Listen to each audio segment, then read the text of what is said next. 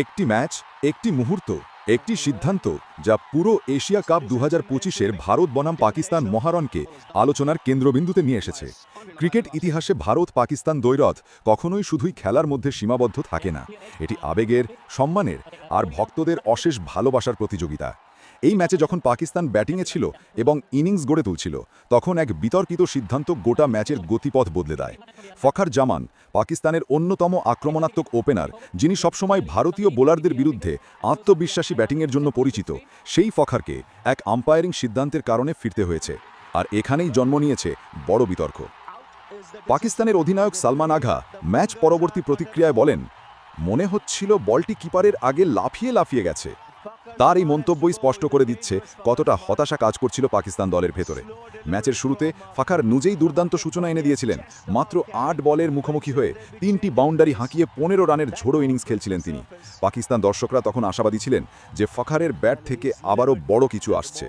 কিন্তু নবম বলে আসে সেই বিতর্কিত মুহূর্ত। হার্দিক পান্ডিয়া আঙুল ঘুরিয়ে এক ভিন্ন ভ্যারিয়েশনের বল দেন। ফখরের ব্যাটের বাইরের প্রান্ত স্পর্শ করে বলটি পিছনের দিকে যায়, কিন্তু বলের গতি এতটাই কম ছিল যে উইকেট কিপার সঞ্জু স্যামসনকে বলের নিচে গ্লাভস পেতে সামনের দিকে ঝাঁপিয়ে দিতে হয়। তিনি সেটি ধরেছেন বলে ভারতীয় ফিল্ডাররা সন্তুষ্ট হয়ে সঙ্গে সঙ্গে জোরালো আপিল করে বসেন।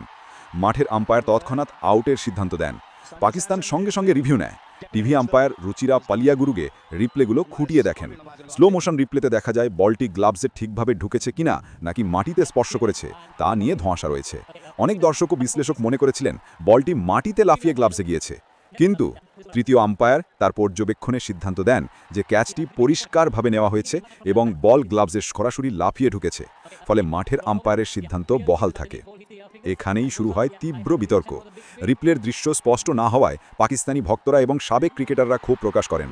তাদের দাবি ছিল এটি আদেও ক্লিন ক্যাচ ছিল না, বরং আম্পায়ারদের পক্ষপাতমূলক সিদ্ধান্তের ফল।